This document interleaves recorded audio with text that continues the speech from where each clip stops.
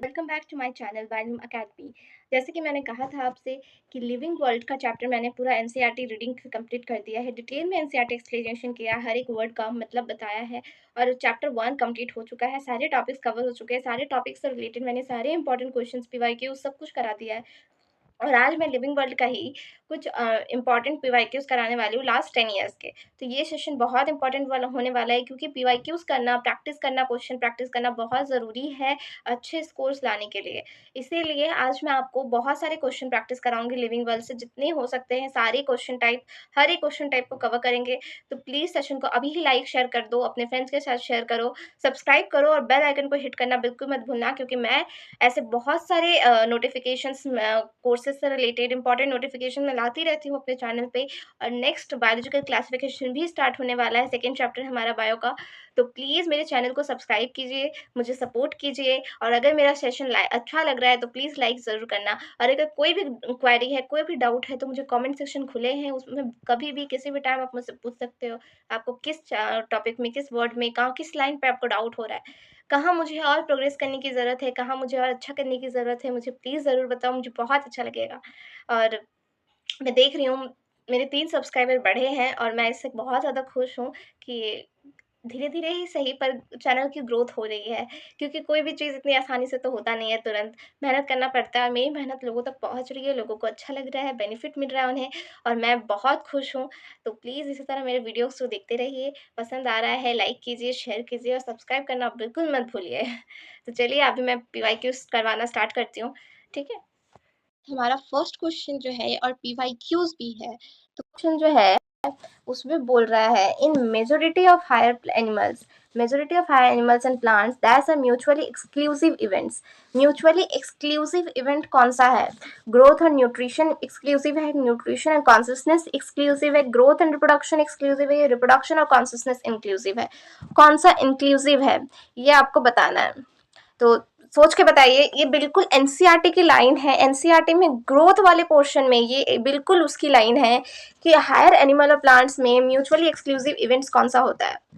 तो growth and reproduction, option C, option number C is the correct answer. Growth and reproduction आपस में mutually exclusive events होते हैं, क्योंकि यूनिसेलुलर ऑर्गेनिज्म में, ठीक है, जो हमारा यूनिसेलुलर ऑर्गेनिज्म है उसमें ग्रोथ होता है और रिप्रोडक्शन होता है, दोनों एक साथ चलते हैं। ग्रोथ में क्या होता है कि अमीबा का सेल जैसे 2 डॉटर सेल बनाया, तो न्यूक्लियस भी डिवाइड हो रहा है और ग्रोथ भी हो रहा है, सेल डिवीजन भी हो रहा है, ग्रोथ भी हो रहा है, रिप्रोडक्शन और ग्रोथ एक साथ हो रहा है। तो म्यूचुअली एक्सक्लूसिव इवेंट्स है ग्रोथ और रिप्रोडक्शन, ठीक है। नेक्स्ट क्वेश्चन की अगर बात करें तो इन मल्टीसेलुलर ऑर्गेनिज्म में dash refers to the production of progeny possessing features more or less similar to those of parents. तो मल्टीसेलुलर ऑर्गेनिज्म, ठीक है, मल्टीसेलुलर ऑर्गेनिज्म में क्या रिफर करता है प्रोडक्शन ऑफ प्रोजेनी को? ठीक है, प्रोजेनी के प्रोडक्शन, प्रोजेनी मतलब ऑफस्प्रिंग, प्रोजेनी मतलब ऑफस्प्रिंग, तो ऑफस्प्रिंग के प्रोडक्शन को मल्टीसेलुलर ऑर्गेनिज्म में क्या रिफर करता है? जिसमें फीचर्स कम बेसी पेरेंट्स के ही होते हैं, ऑलमोस्ट सिमिलर पेरेंट्स के ही होते हैं, कम ज़्यादा फीचर्स। तो ऑफस्प्रिंग प्रोड्यूस करने के प्रोडक्शन को क्या रेफर करता है?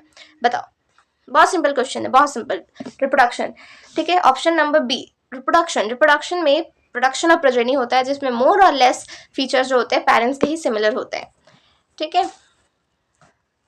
तो नेक्स्ट थर्ड नंबर क्वेश्चन में चलते हैं। थर्ड नंबर क्वेश्चन कह रहा है families are characterised by on which of the following feature on plant species, ठीक है, प्लांट स्पीसीज की बात किया गया है। फैमिलीज में कौन से फीचर को कैरेक्टराइज करेंगे प्लांट स्पीसीज में?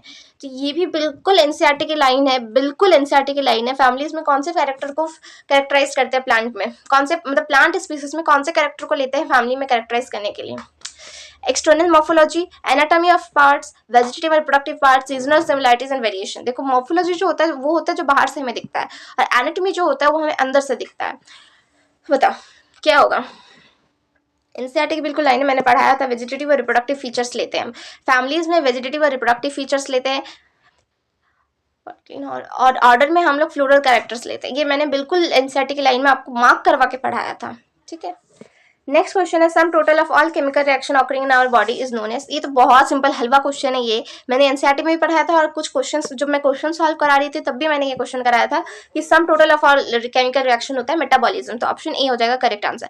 देखो अपनी कॉपी में मेरे मार्क करने से पहले, मेरे आंसर बताने से पहले अपने खुद के आंसर्स को लिखो और फिर मेरे आंसर को मैच करो और देखो तुम कितने सही कर पा रहे हो कितने गलत कर पा रहे हो। तुम्हें वही उसी को एनालाइज करना है। मैंने अपनी टेस्ट एनालिसिस वीडियो में भी आपको बताया है कि आपको अपना स्कोर कैसे एनालाइज करना है, टेस्ट देने के बाद आपको कैसे अपने मार्क्स को एनालाइज करना है। अगर आपने अभी तक उस चैनल वीडियो को नहीं देखा है तो अभी जाके मेरे चैनल में उस वीडियो को देखिए जिसमें आपको मैंने बहुत अच्छे से बताया है कि आप हर टेस्ट देने के बाद, जितने भी टेस्ट दे रहे हो, वीकली मंथली जितने भी टेस्ट दे रहे हो, वो हर टेस्ट को कैसे आप अपने एनालाइज कर सकते हो, कैसे एक एरर नोटबुक बना सकते हो, कैसे अपनी गलतियों को सुधार सकते हो, कैसे अपने वीक एरियाज को और स्ट्रॉन्ग कर सकते हो। तो प्लीज उस वीडियो को जाकर जरूर देखना, मेरे ही चैनल पे अपलोड ऑलरेडी किया हुआ है। तो हम नेक्स्ट क्वेश्चन पे चलते हैं। नेक्स्ट क्वेश्चन हमारा कह रहा है cell division occurs in plants and dash in animals. ठीक है, सेल डिवीजन प्लांट्स में और एनिमल्स में कैसे होता है? सेल डिवीजन प्लांट्स में एनिमल में कैसे होता है? क्या प्लांट्स में कंटिन्यूअसली होता है, एनिमल्स में सर्टेन एज तक होता है? क्या प्लांट में सर्टेन एज तक होता है, एनिमल में कंटिन्यूअसली होता है? क्या प्लांट में कंटिन्यूअसली होता है, एनिमल में होता ही नहीं है? क्या प्लांट में एक बार होता है और एनिमल्स में 2 बार होता है? तो क्या होगा करेक्ट आंसर? सोच के बोलो क्या होगा इसका करेक्ट आंसर। सब NCERT based line by line NCERT के क्वेश्चन है। तो ऑप्शन नंबर ए हो जाएगा। क्यों? क्योंकि प्लांट में सेल डिवीजन कंटिन्यूअसली होता है, प्लांट में मेरिस्टेमेटिक टिश्यू होता है इस जिसमें कंटिन्यूअसली डिवाइड होता है। तो प्लांट में सेल डिवीजन कंटिन्यूअसली होता है, लेकिन एनिमल में एक सर्टेन एज तक ही ग्रोथ होता है, सेल डिवीजन होता है। ठीक है, नेक्स्ट क्वेश्चन है the fungi the filamentous algae protonema of mosses are easily multiply by. तो हमारा जो फंगी है, जो फिलामेंटस एल्गे है, जो एल्गे फिलामेंट बनाते हैं, स्पायरोगायरा जैसे हो गया, प्रोटोनेमा ऑफ मोसेस है, वो कैसे मल्टीप्लाई करते हैं? बडिंग से, फिजन से, रिजनरेशन से, फ्रेगमेंटेशन से। कैसे मल्टीप्लाई करते हैं बताओ, बोलो। फ्रेगमेंटेशन। ठीक है, ऑप्शन नंबर डी। तो fungi, filamentous algae, protonema Moses, ये सब फ्रेगमेंटेशन से मल्टीप्लाई करते हैं और अपना नंबर बढ़ाते हैं। नेक्स्ट 7 नंबर क्वेश्चन पे अगर हम चलें तो 7 नंबर क्वेश्चन बोल रहा है which factor exclusively affect reproduction in seasonal breeders both plant and animal. तो प्लांट, मैंने आपको एनसीईआरटी में पढ़ाया था कि प्लांट और एनिमल दोनों में ही सीजनल ब्रीडर्स को रिप्रोडक्शन अफेक्ट करता है। सीजनल ब्रीडर्स को रिप्रोडक्शन अफेक्ट करता है। तो कौन सा फैक्टर अफेक्ट करता है? Water, temperature, photo period, all of this. ये बिल्कुल एनसीईआरटी का क्वेश्चन है। देखो एक एक क्वेश्चन में एनसीईआरटी से ही उठा के लेके आई हूँ। तो बताओ प्लांट और एनिमल्स में सीजनल ब्रीडर को रिप्रोडक्शन कौन से फैक्टर पे अफेक्ट करता है? तो फोटो पीरियड। ठीक है, मैंने आपको एनसीईआरटी में ही पढ़ाया था कि फोटो पीरियड एक ऐसा फैक्टर है जिसकी वजह से सीजनल ब्रीडर्स में रिप्रोडक्शन को अफेक्ट करता है, प्लांट और एनिमल दोनों में ही। ठीक है, नेक्स्ट क्वेश्चन चलते हैं। नेक्स्ट क्वेश्चन में, नेक्स्ट क्वेश्चन तो ये तो है ही नहीं, ये 8 नंबर क्वेश्चन अब न्यू एनसीईआरटी में नहीं है। ठीक है, ये 9 नंबर क्वेश्चन देखो। 9 नंबर में बोल रहा है order generally ends with. Order जो है हमारा, जो टेक्सोनॉमी कैटेगरीज में हमारा फैमिली के बाद जो ऑर्डर आता है, ठीक है, उस ऑर्डर में वो एंड किससे होता है? एल से, सी से, ई से, नन ऑफ दिस। किससे एंड होता है? देखो ये थोड़ा सोच के बोलो। मैंने एग्जाम्पल आपको कराया था, ऑर्डर में पढ़ाया था आपको, कुछ एग्जाम्पल कराए थे, उसी में से सोच के बोलो क्या होगा, बोलो क्या होगा। ऑर्डर किससे एंड होता है? तो ऑर्डर में मैंने आपको पॉलिमोनियल्स पढ़ाया था, है ना, पॉलिमोनियल्स। तो एल्स हो जाएगा। ऑर्डर आपको मैंने पढ़ाया था पॉलिमोनियल्स, पॉलिमोनियल्स। तो एंड किससे हो रहा है? एल्स से एंड हो रहा है ना। पॉलिमोनियल्स से मैंने आपको पढ़ाया था कॉन्वोलेसी, सोलेनेसी फैमिलीज आती है। ठीक है, सोलेनेसी फैमिली में सोलेनम, पिटूनिया, डतूरा, ये सारे मेंबर्स आते हैं। तो सोलेनेसी और कॉन्वोलेसी फैमिली पॉलिमोनियल्स ऑर्डर में आती है। तो पॉलिमोनियल्स ऑर्डर एल्स से एंड हो रहा है। ठीक है, ये क्वेश्चन हो गया।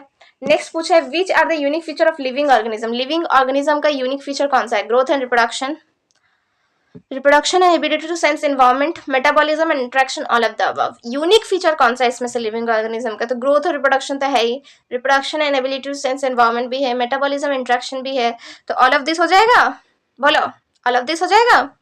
बिल्कुल ऑल ऑफ दिस होगा। ठीक है, क्योंकि growth, reproduction, ability to sense environment यानी कॉन्सियसनेस, मेटाबॉलिज्म, ये सारे ही यूनिक फीचर्स हैं।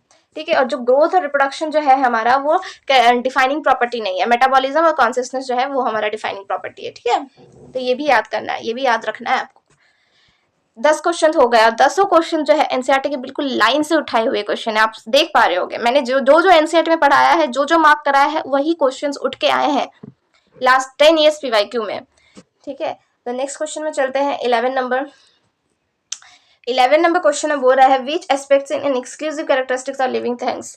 एक्सक्लूसिव कैरेक्टरिस्टिक बताना है, लिविंग थिंग्स का एक्सक्लूसिव कैरेक्टरिस्टिक्स बताना है। तो isolated metabolic reaction occur in vitro, increase in mass from inside only, perception of events happening in the environment and their memory, increase in mass by accumulation of material both surface as well as internally. ठीक है, तो क्या होगा exclusive characteristic क्या है living thing का।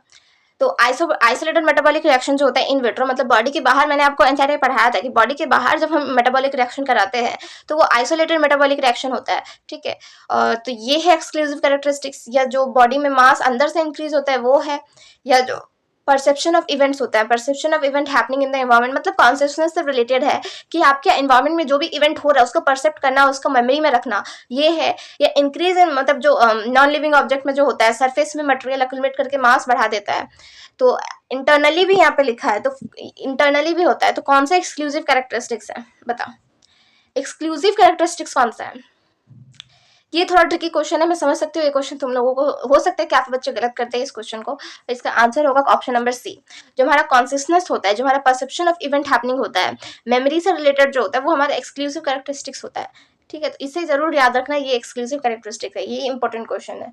ठीक है, इसमें काफी बच्चे गलती किए होंगे मुझे पता है, तो ये अगर आपने गलती किया तो इसे याद कर लो अच्छे से। नेक्स्ट क्वेश्चन क्या है, which term is used to refer the varieties of plants and animals on earth. कौन से टर्म में रिफर करता है हमें वेराइटीज ऑफ प्लांट्स और एनिमल्स को इस मतलब अर्थ में वेराइटीज ऑफ प्लांट्स और एनिमल में कौन सा टर्म रिफर करता है। Taxonomy, identification, biodiversity and classification. ठीक है, कौन सा टर्म रिफर करता है varieties of plants and animals को, बोलो। तो बायोडाइवर्सिटी, टेक्सोनॉमी में हम क्या करते हैं, टेक्सोनॉमिकल स्टडी करते हैं, ऑर्गेनिज्म को अलग अलग टेक्सोन में डालते हैं। आइडेंटिफिकेशन तो टेक्सोनॉमी का ही एक पार्ट है, क्लासिफिकेशन, आइडेंटिफिकेशन तो है ना, ये टेक्सोनॉमिकल स्टडी का ही एक स्टेप है नॉमेनक्लेचर का। तो बायोडाइवर्सिटी जो है, बायोडाइवर्सिटी एक ऐसा टर्म है जिसमें वैरायटीज ऑफ प्लांट्स एनिमल आ जाते हैं अर्थ के अंदर।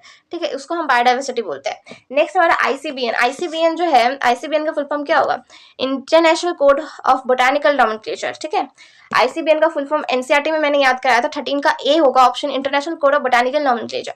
और आईसीजेडएन का क्या होगा, कौन बच्चा बताएगा आईसीजेडएन का क्या होगा। आईसीबीएन का international code of botanical nomenclature होगा, तो आईसीजेडएन का क्या होगा, international code for zoological nomenclature होगा। ठीक है, जूलॉजिकल आ जाएगा, तो दोनों का ही फुल फॉर्म याद रखना है। नेक्स्ट 40 नंबर क्वेश्चन तुमसे कह रहा है binomial nomenclature means. Binomial nomenclature का क्या मतलब होता है, one name given by two scientist, एक नाम दो साइंटिस्ट ने दिया है। One scientific name consisting of a generic and specific epithet, एक साइंटिफिक नेम है जिसमें जेनेरिक और स्पेसिफिक एपिथेट आता है। Two names, one Latinised other of a person, दो नाम है, एक लैटिनाइज्ड है और दूसरा एक पर्सन का नाम है, गलत। Two names of same plant का दो नाम है, तो सब गलत है।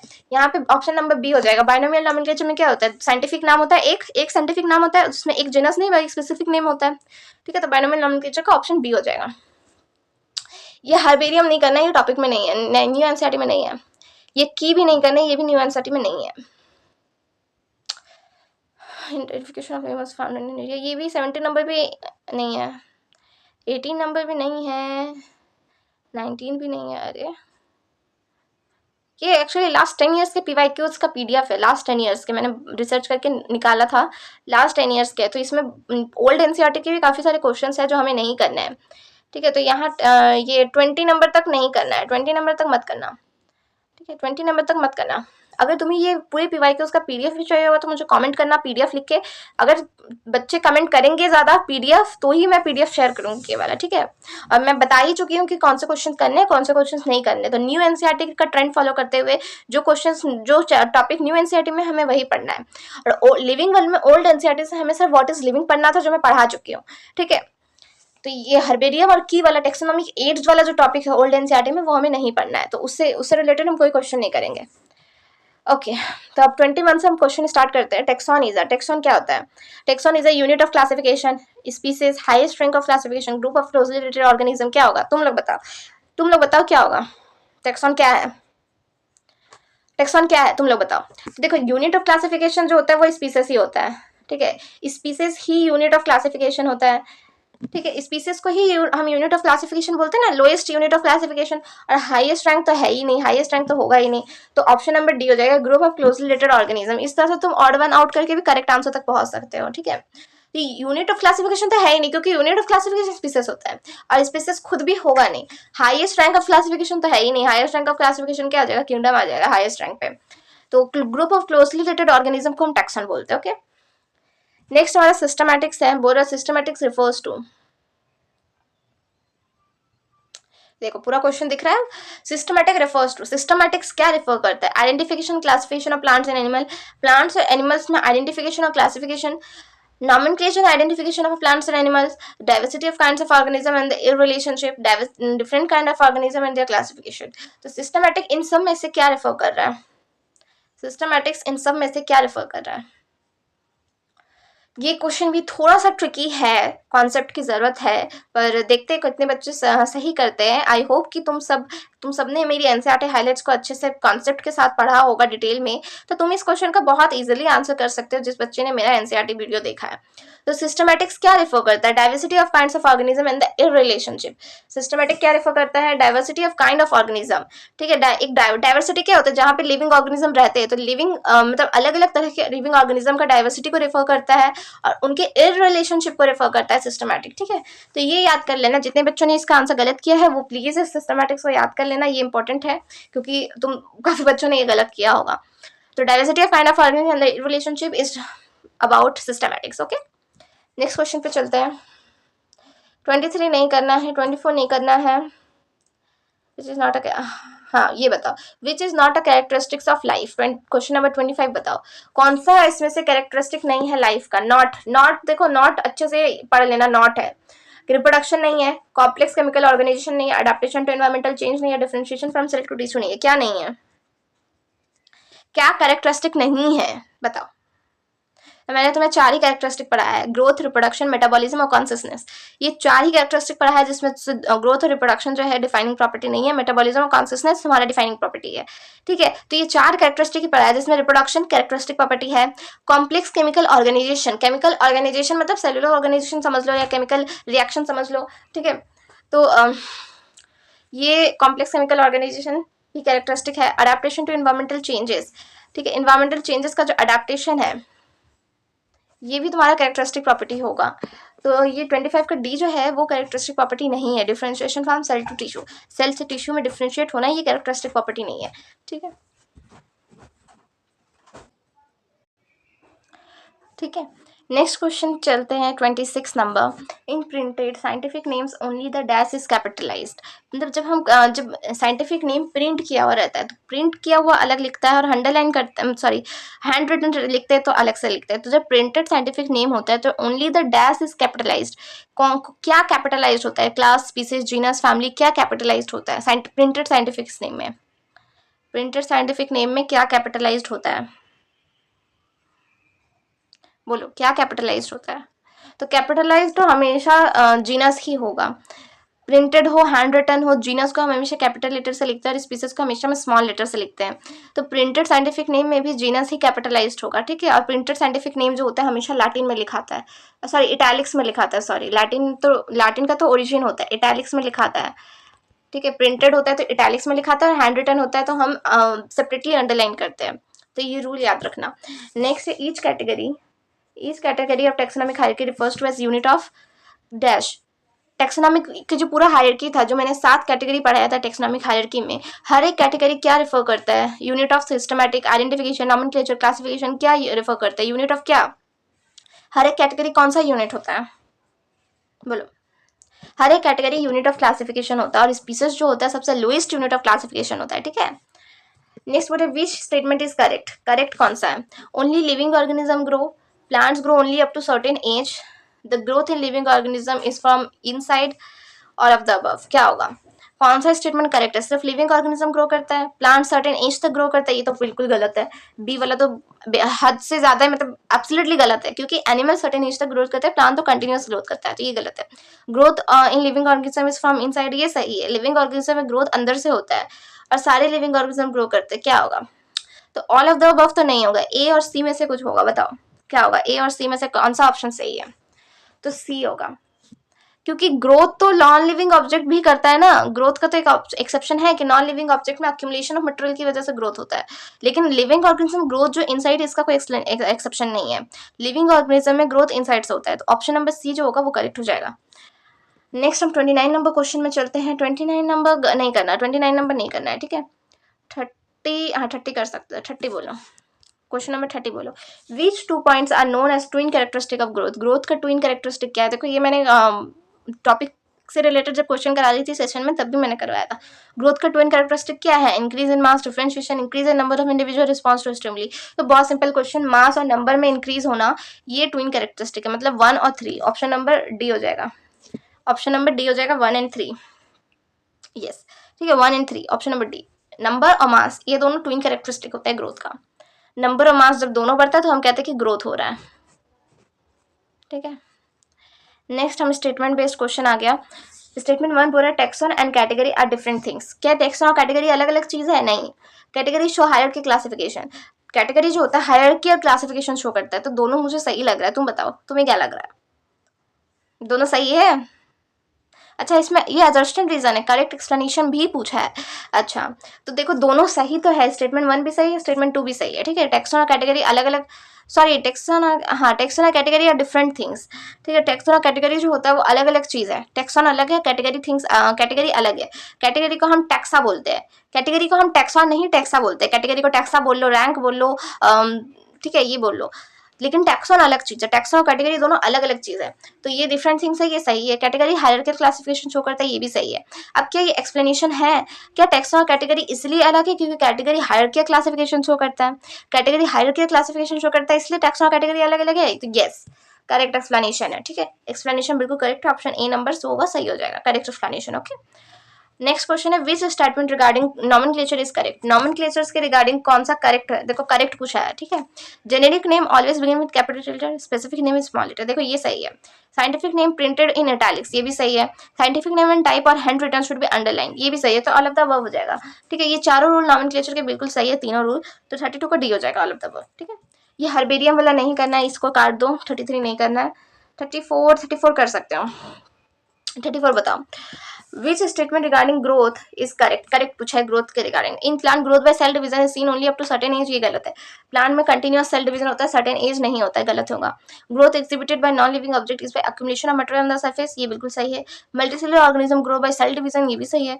Growth in vitro culture of unicellular organism can be observe by counting the number of cells. Growth in vitro culture, अगर हम यूनिसेलुलर ऑर्गेनिज्म को बाहर में अगर कल्चर कर रहे हैं तो उसमें काउंट नंबर ऑफ सेल्स को काउंट करके ऑब्जर्व कर सकते हैं कि ग्रोथ हो रहा है कि नहीं। 34 का क्या होगा बताओ?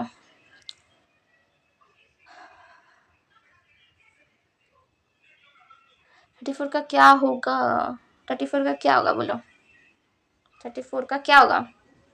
करेक्ट पूछा है तुमसे। एक्चुअली ये क्वेश्चन गलत है, क्वेश्चन गलत हो रहा है। यहाँ पे ग्रोथ नॉट करेक्ट पूछना चाहिए। नॉट करेक्ट पूछेगा तब तुम्हारा आंसर ए बनेगा, क्योंकि बी भी सही है कि नॉन लिविंग ऑब्जेक्ट में ग्रोथ अक्यूमुलेशन से होता है, और मल्टीसेलुलर ऑर्गेनिज्म में सेल डिवीजन से ग्रोथ होता है, और जब हम इन विट्रो कल्चर करते हैं यूनिसेलुलर तो नंबर ऑफ सेल काउंट करके हमको पता चल सकता है कि ग्रोथ हो रहा है या नहीं। तो ये बी सी डी तीनों ही सही है, ऑप्शन ए गलत है, तो नॉट करेक्ट पूछेगा, इसको तुम सही कर लेना, ठीक है। ये नॉट करेक्ट पूछेगा 34 नंबर, ठीक है। 34 नंबर नॉट करेक्ट पूछ रहा है क्वेश्चन में, तो option number A is the correct answer. Okay, next पूछ रहा 35 नंबर में which are correct for metabolism. Metabolism के लिए करेक्ट पूछा है, देखो it is the sum total of all physical reaction taking place inside a living system. All plants, animals, fungi and microbes exhibit metabolism. तो ये सही है, जितने भी लिविंग है सब मेटाबॉलिज्म एग्जिबिट करेंगे, ये सही है। Isolated metabolic reaction in vitro are not living but are living reaction. तो आइसोलेटेड मेटाबॉलिक रिएक्शन जब हम बाहर करते हैं इन विट्रो तो वो लिविंग नहीं होता, पर रिएक्शन जो होता है वो लिविंग होता है, ये भी बिल्कुल सही है। तो हमको मुझे ऑल ऑफ द अबव लग रहा है 35 का, तुम बताओ 35 का, 35 का क्या होना चाहिए?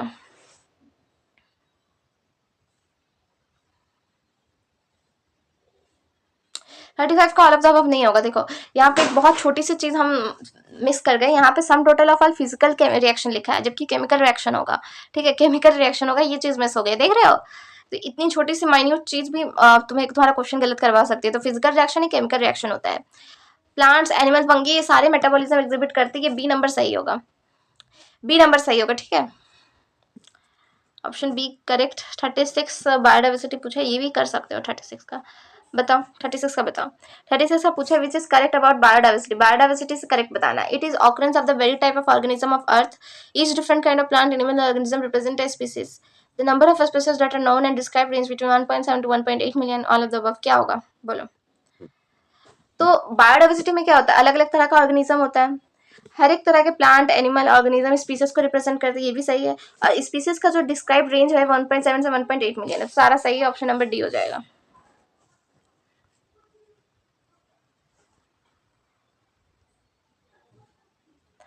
विच statement are correct.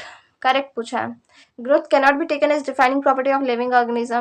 Growth defining property नहीं है, ये बिल्कुल सही है। Dead organism does not grow, ये भी सही है, डेड ऑर्गेनिज्म ग्रो नहीं करता। Reproduction can not be on all increasing defining characteristic of living organism.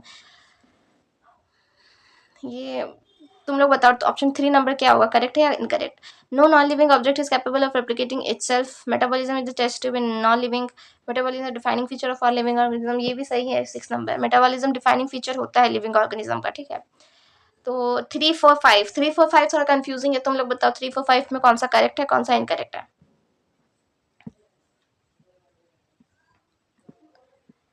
बताओ।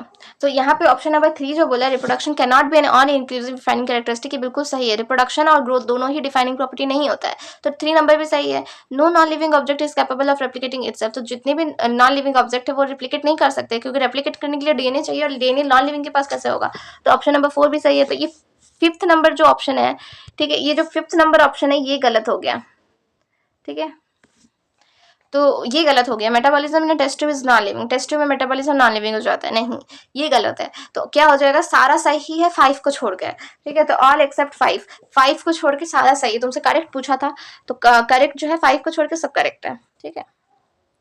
नेक्स्ट क्वेश्चन पे चलते हैं। विच स्टेटमेंट्स आर नॉट करेक्ट, कौन सा स्टेटमेंट करेक्ट नहीं है।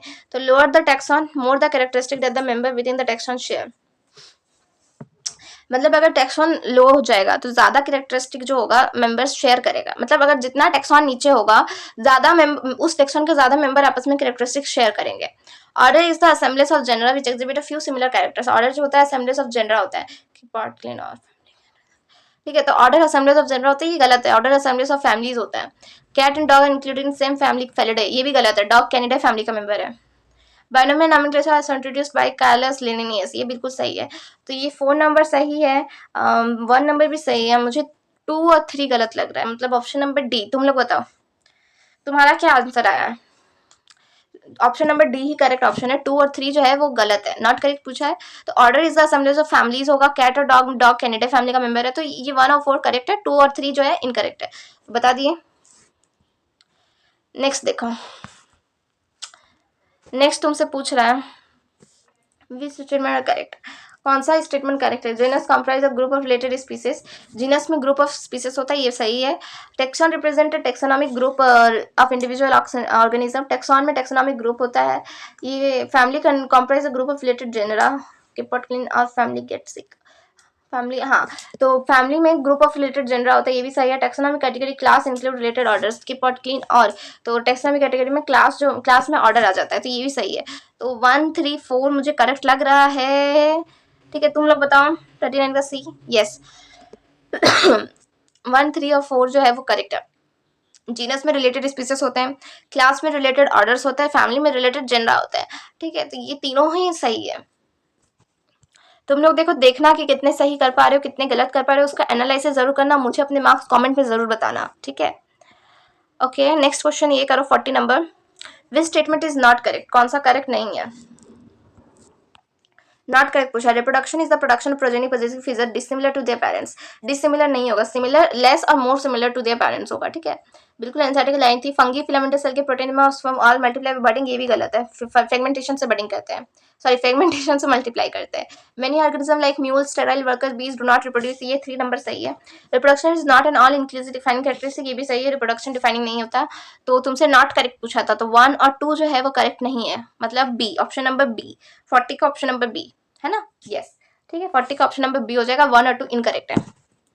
ओके, नेक्स्ट चलते हैं, next next next 41 number, 41 number करो फटाफट से।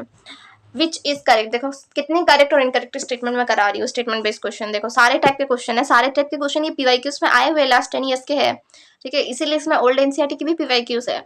तो बहुत अच्छे से इस पीडीएफ को फॉलो करना, ठीक है। तो स्टेटमेंट करेक्ट है कि नहीं वो पूछा है।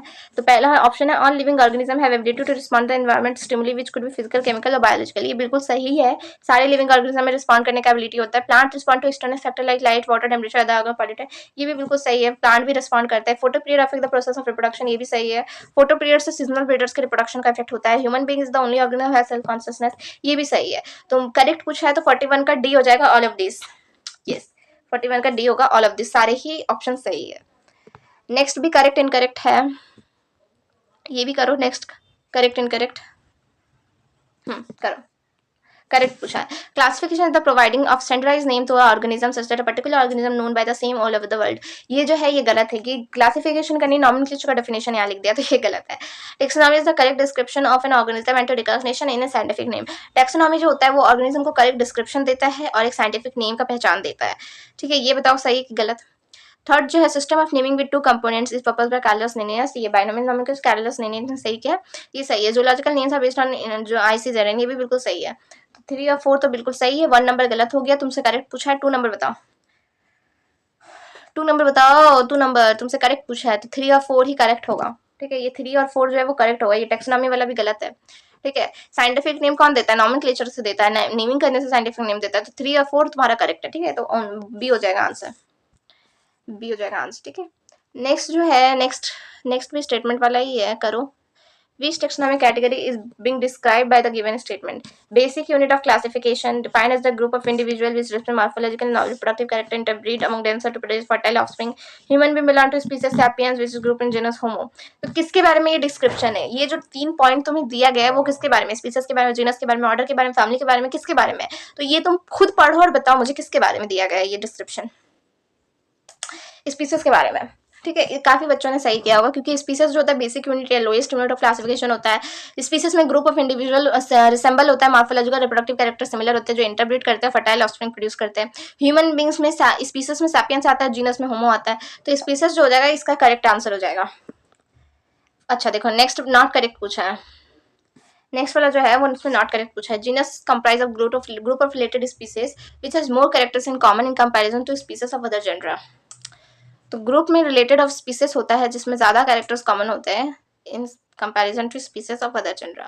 3 different genera such as Solanum, Datura, Petunia are placed in family Malvaceae, ये गलत है। सोलेनम, डटूरा, पिटूरिया ये सोलिनेसी फैमिली का मेंबर होता है। मालवेसी में तो भिंडी वगैरह आता है, भिंडी, कॉटन, ठीक है। In case of plants classes with a few similar characters are assigned to a higher categorical phylum. Plant के केस में जो कुछ सिमिलर कैरेक्टरिस्टिक असाइन होता है हायर कैटेगरी, उसको फाइलम बोलते ही गलत है, डिवीजन बोलते हैं, ठीक है। प्लान के केस में डिवीजन आता है, तो कौन सा करेक्ट नहीं है? तो मुझे लग रहा है 2 और 3 जो है वो करेक्ट नहीं है, तुम बताओ। यस 2 और 3 जो है वो करेक्ट नहीं है, तो ऑप्शन नंबर सी हो जाएगा। फर्स्ट वाला बिल्कुल सही था, ओके। नेक्स्ट क्वेश्चन में चलते हैं 45 नंबर। 45 नंबर नहीं करना, यस 45 नंबर मत करो, 46 नंबर पे चलते हैं। 46 नंबर क्या बोल रहा है?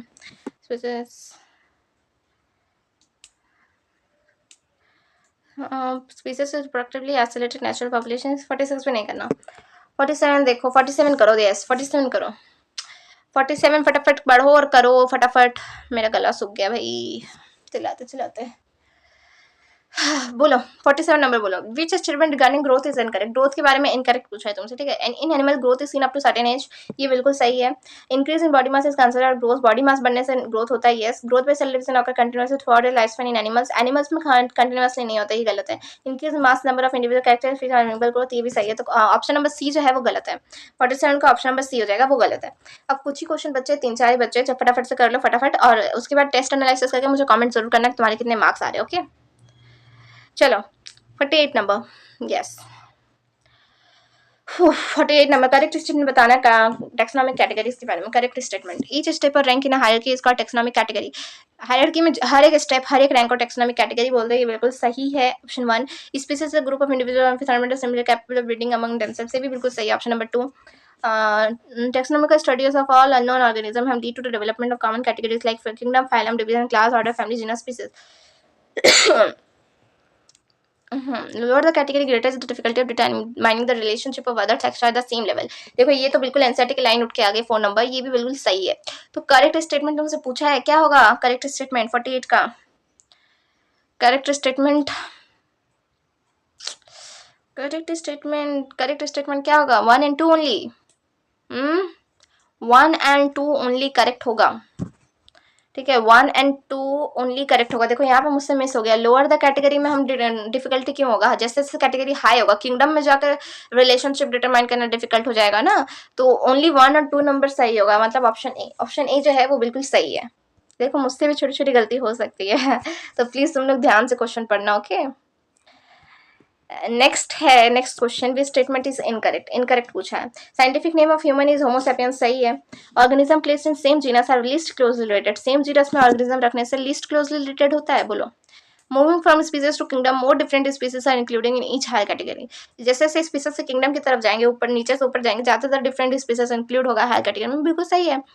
Species that are in same genus share very specific characters, same genus में होने की वजह से बहुत स्पेसिफिक कैरेक्टरिस्टिक्स शेयर करते हैं। क्या होगा इसका आंसर? इनकरेक्ट पूछा है, कौन सा इनकरेक्ट है बताओ? इनकरेक्ट कौन सा है? ऑप्शन नंबर बी जो है वो इनकरेक्ट है, ऑप्शन नंबर बी जो है वो इनकरेक्ट है, ठीक है, ऑप्शन नंबर बी इनकरेक्ट है। Organism place in same genus are least close related, गलत है। और अगर सेम जीनस में रख देंगे तो ज्यादा क्लोजली रिलेटेड होगा, लीस्ट कैसे हो सकता है, ठीक है, तो ये गलत है। फिर बोटेनिकल गार्डन के बारे में दी 50 नंबर है, ये नहीं करना है।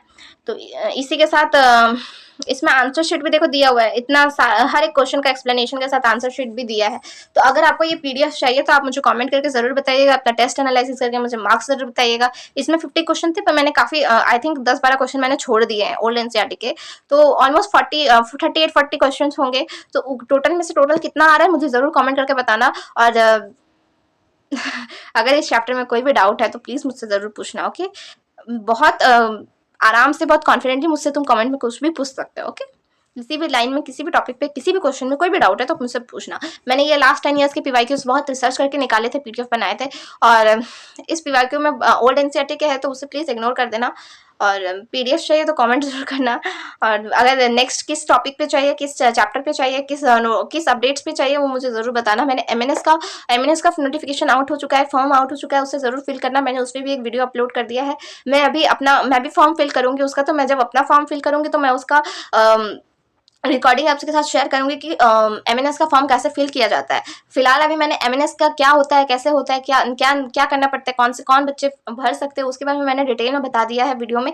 तो उस वीडियो को जाकर जरूर देखिएगा, चेकआउट जरूर कीजिएगा। और मेरी इस सेशन को अगर आपको अच्छा लगा तो प्लीज मुझे लाइक, शेयर और सब्सक्राइब करके बेल आइकन को जरूर हिट करिएगा, ताकि कल जब मैं बायोलॉजिकल क्लासिफिकेशन स्टार्ट करूंगी तो आप उस नोटिफिकेशन को मिस बिल्कुल नहीं करोगे। लिविंग वर्ल्ड अगर आपको अच्छा लगा तो बायोलॉजिकल क्लासिफिकेशन के बिल्कुल रेडी होइएगा। मैं बायोलॉजिकल क्लासिफिकेशन की बिल्कुल डिटेल में एनसीईआरटी रीडिंग कराऊंगी। आई नो चैप्टर बड़ा है, पर मैं फिर भी हर एक टॉपिक को डिटेल में एक एक वर्ड को एक्सप्लेन करके समझाने की कोशिश करूंगी, और हर एक टॉपिक के साथ आपके साथ 10-15 पीवाईक्यू जरूर सॉल्व करवाऊंगी आपको क्लास में। तो अगर आपको सेशन अच्छा लगा तो लाइक करो, शेयर करो और सब्सक्राइब करके ही जाना भूलना मत।